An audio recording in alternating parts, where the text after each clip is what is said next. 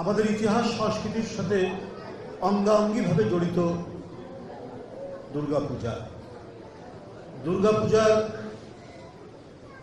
আগমন বা আনন্দময়ীর আগমনে এটা শুধু বিশেষ সম্প্রদায় নয়, বাংলাদেশে বসবাস করা বাংলাভাষী মানুষ প্রত্যেকের জন্যই যেন আনন্দের বার্তা নিয়ে আসত এই ধর্মীয় উৎসবটি।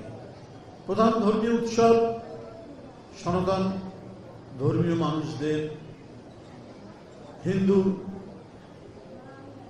ধর্মাবলম্বী মানুষদের, কিন্তু এটা একটা সাম্প্রদায়িক সীমানার মধ্যে আবদ্ধ থাকে না। এটি সীমানা অতিক্রম করে এই ভৌগোলিক সীমানার মধ্যে যারা বসবাস করেন তাদের মধ্যে ছড়িয়ে পড়ে আনন্দের বার্তা। আর যে কোনো উৎসবই মিলনের বার্তা দেয়, ভ্রাতৃত্বের বার্তা দেয়, শুভেচ্ছার বার্তা দেয়। তাই উৎসবের পরিসর হচ্ছে বিস্তৃত। উৎসবের পরিসর কখনোই সংকীর্ণ হতে পারে না। আমরা আমাদের এলাকায়, গ্রামে বা পাড়ায়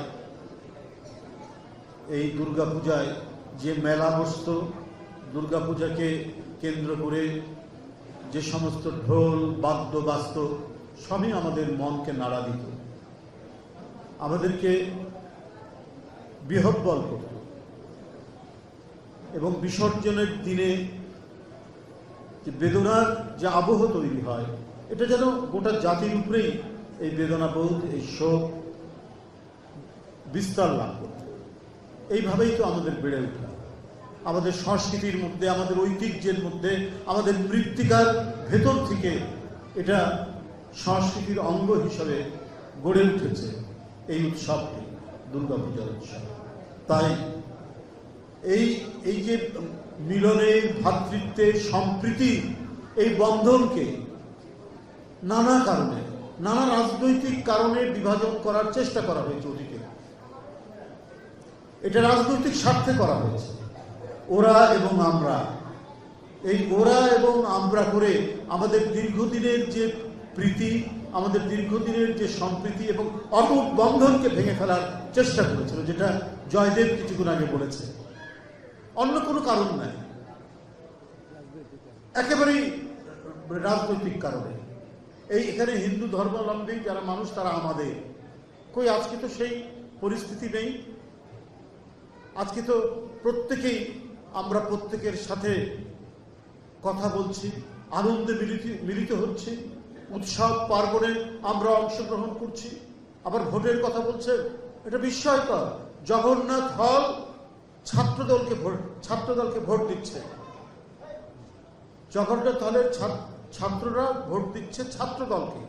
সারা বিশ্ববিদ্যালয়ে বিএনপির ছাত্রদল যেতে দিয়ে ভোট দিয়ে অনেক কথা আছে, বিতর্ক আছে, তারপরেও ধরে নিলাম ভোট হয়েছে।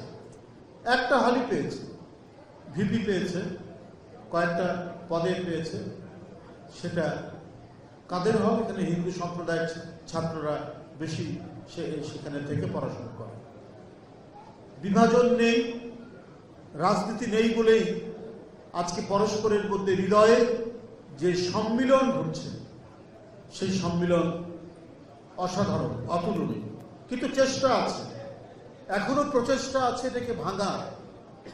আমরা যখন চারিদিক থেকে প্রত্যেকে এই দুর্গা পূজাকে, এই উৎসবকে নিরাপদ এবং তারা যাতে নির্বিঘ্নে উৎসবটি উদযাপিত হয়, তার জন্য আমরা যখন প্রচেষ্টা চালাচ্ছি সবাই, আমি বলবো যে দলমত নির্বিশেষেই এই আন্তরিকতা রয়েছে। কিন্তু তারপরেও পার্শ্ববর্তী দেশ থেকে বা আমাদের এই মধ্যে, এই সমাজের মধ্যে ভেতর থেকে নিজেকে লুকিয়ে রেখে নানা অন্তর্ঘাত করার প্রচেষ্টা চালিয়েছে।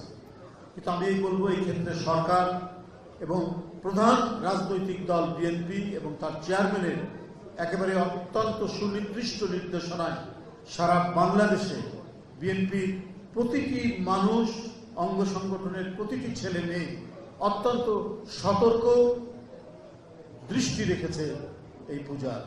তারা যেমন এর অংশভাগ করছেন, তেমনি যাতে এই পূজা নির্বিঘ্নে হয়, কোনো ধরনের নাশকতা, কোনো ধরনের এই পূজাকে কেন্দ্র করে কোনো রাজনৈতিক উদ্দেশ্য হাসিল করতে না পারে, এবং বাংলাদেশের যে মুখচ্ছবি, বাংলাদেশের যে মুখমণ্ডল, এটাকে বিকৃত করতে না পারে, এই কারণে আমরা প্রত্যেকেই সচেষ্ট থাকছি।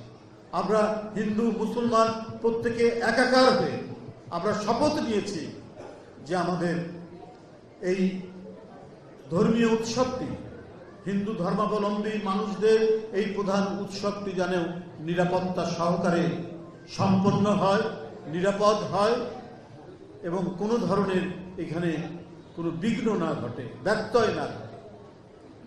সেটা আজকে নবমীর দিন পর্যন্ত আমি যেখানেই গেছি, যে পূজা মণ্ডপে গেছি, তারা বলছে যে এবারে যত লোক সমাগম হয়েছে আগের লোক সমাগমের চাইতে অনেক বেশি।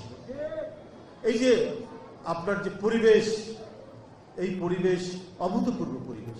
আমরা ছোটবেলা থেকে এটাই দেখে এসেছি, কিন্তু মাঝখানের সময় এমন অবস্থা তৈরি হলো, এমন সাম্প্রদায়িক বিভাজন তৈরি করা হয়েছিল যে আমাদের এই অটুট বন্ধনকে ধ্বংস করে দিয়ে আমাদের দেশের জাতির মুখমণ্ডলকে কলঙ্কিত করার প্রচেষ্টা চালানো হয়েছে। তো যাই হোক, আমি সবাইকে, যারা এই কাজের সাথে যুক্ত, বাংলাদেশ জাতীয়তাবাদী দল, তারা আমাদের চেয়ারম্যানের শক্ত নির্দেশনায় তারা কাজ করেছেন, তারেক রহমানের নির্দেশনায় এখনো করে যাচ্ছেন, এবং অন্যান্য রাজনৈতিক দল এবং সরকারও যথেষ্ট সতর্ক পদক্ষেপ নিয়ে তারা কাজ করছেন। আমি আপনাদের সামনে বলতে চাই যে আপনাদের এই উৎসব এবং পূজা, এটা শেষ না হওয়া পর্যন্ত, বিসর্জন না হওয়া পর্যন্ত সবাই একেবারে কঠিন প্রাচীরের মতো কাজ করবে আপনাদেরকে সাথে, কোনো ধরনের এখানে ব্যত্যয় ঘটবে না। আমি শুধু এই কথাই বলি, দেখুন ৭১ সালে যে যুদ্ধ হয়েছে হানাদার বাহিনীর বিরুদ্ধে, এই যুদ্ধ তো হিন্দু মুসলমান একসাথে লড়াই করেছে, এখানে তো কোনো সাম্প্রদায়িক বিভাজন হয়নি। আমরা স্বৈরাচারের বিরুদ্ধে লড়াই আমরা একসাথে করেছি। আপনি সেটা ৯০ সাল হোক আর ২০২৪ সাল হোক। আমার সাথে গ্রেপ্তার হয়নি জয়দেব, আমার সাথে গ্রেপ্তার হয়নি অমলেন্দু দাস অপু, আমার সাথে গ্রেপ্তার হয়নি নিপুণ রায় চৌধুরী, গ্রেপ্তার হয়েছে। মেয়েদের কারাগারে আমি নিপুণকে দেখেছি, কেবল তার একটা অপারেশন হয়েছে, ওই মুহূর্তে, তার ২-৩ দিনও হয়নি, ওই মুহূর্তে তাকে ধরে নিয়ে এসছে শেখ হাসিনার গোয়েন্দা পুলিশ। কত ছেলে ঢাকা বিশ্ববিদ্যালয়ের। তো আমরা তো একসাথে লড়াই করেছি গণতন্ত্র ফেরানোর জন্য, হিন্দু মুসলমান সব একসাথে। আমাদের এই অর্জন সবার, এটা কোনো বিশেষ ব্যক্তি বা দলের নয়। এটা যেমন গণতন্ত্রের জন্য যে রাজনৈতিক দলগুলো লড়াই করেছেন তাদেরও যেমন অর্জন, গোটা গণতান্ত্রিক সংগ্রামকে যিনি সংগঠিত করেছেন দূরে হলেও আমাদের ভারপ্রাপ্ত চেয়ারম্যান তারেক রহমান, ঠিক তেমনি এখানে হিন্দু মুসলমান বৌদ্ধ খ্রিস্টান তাদের কান মিলিয়ে আমরা হাসিনাকে পতন করতে আমরা সক্ষম হয়েছি। কেন? যে এই দেশটা যদি স্বাধীনতার জন্য সবাই একসাথে লড়াই করতে পারে, আবার নয়া উপনিবেশ তৈরির জন্য যদি কেউ চেষ্টা চালায়, সেটাও তো রুখবে একসাথে হিন্দু মুসলমান সবাই মিলে। এই অঙ্গীকার এবং এই আকাঙ্ক্ষা, এই সাহস সবাই একসাথে আমরা পোষণ করি। হাসিনা ক্ষমতায় থাকতে চেয়েছেন তিনি তার রাজত্ব কায়েম করার জন্য, তার ছেলে মেয়ে ভাগনা ভাগ্নি এদেরকে তিনি সম্পদ দিবেন, এদেরকে টাকা করার ব্যবস্থা করে দিবেন, এদেরকে ধনী করবেন। ওটা ছিল শেখ হাসিনার একটা পারিবারিক শাসন, পারিবারিক রাজত্ব তৈরি করতে চেয়েছেন, কারণ তিনি মনে করতেন যে এই দেশটা তার বাপের এবং তার, এটা তাদের ব্যক্তিগত মালিকানা এবং এটা তাদের ব্যক্তিগত জমিদারি। এইটা দেশের জমিদারি, এটা দেশের জনগণ কখনোই সহ্য করতে পারেনি। এবং কোনো একটি দেশ চেয়েছে হাসিনাকে টিকিয়ে রেখে আজীবন তারা বাংলাদেশকে তাদের নিয়ন্ত্রণে রাখবেন। যে দেশের হিন্দু মুসলমান একসাথে স্বাধীনতা আনতে পারে ৭১-এ, তারা আবার নতুন করে কারো উপনিবেশে পরিণত হবে, এটা কি কেউ বিশ্বাস করতে পারে দেশের জনগণ যে ধর্মেরই হোক? আর যারা মনে করছেন অন্য দেশে, তারা আমি মনে করি যে বোকার স্বর্গে বাস করছে। এটা সম্ভব নয়। কিন্তু আপনাদের সবাইকে বলে রাখি, এই প্রচেষ্টা তারা এখনো করার চেষ্টা করছে। আজকে সীমান্তে, আজকে পাহাড়ে অশান্তি কেন? কি এমন ঘটনা হয়েছে এই পূজার সময়? সেখানেও তো অনেক হিন্দু সম্প্রদায়ের মানুষ আছে, সেখানে হঠাৎ করে অশান্তি তৈরি করা হলো কেন? সারা দেশকে ওই দিকে দৃষ্টি নিবদ্ধ করা হলো কেন এই উৎসবের মুহূর্তে? এটা পরিকল্পিত। বাংলাদেশকে অস্থিতিশীল করার একটা জাতীয় আন্তর্জাতিক চক্রান্ত। যারা শেখ হাসিনার পতনকে মেনে নিতে পারেনি, তারাই এই চক্রান্ত করে যাচ্ছে যে এই দুর্গাপূজার সময় এমন কিছু ঘটনা ঘটাতে হবে যাতে বাংলাদেশের ভাবমূর্তি নষ্ট হয় বিদেশে। এই কারণেই এই প্রচেষ্টা তারা চালাচ্ছে। যাই হোক, আমি আজকে আমাকে এখানে বক্তব্য রাখার সুযোগ দিয়েছেন, এই জন্য আমি এখানকার পূজা উদযাপন কমিটির সকলকে আন্তরিক ধন্যবাদ জানাই যে আপনাদের আজকে এই পর্বের দিনে, উৎসবের দিনে আপনারা আমাদেরকে আমন্ত্রণ জানিয়েছেন। আমি শুধু ওইটুকুই প্রত্যাশা করি, আপনাদের এই উৎসব অত্যন্ত শান্তিপূর্ণ হোক, শান্তিময় হোক। প্রত্যেকটি পরিবার যাতে তাদের ছেলে মেয়ে নিয়ে উৎসবের আলোকোজ্জ্বল যে পরিবেশ, সেই পরিবেশ তৈরি হোক। প্রত্যেকের জীবন সুখী হোক, শান্তিময় হোক, এই কামনা করে আমি আমার বক্তব্য শেষ করছি। ধন্যবাদ।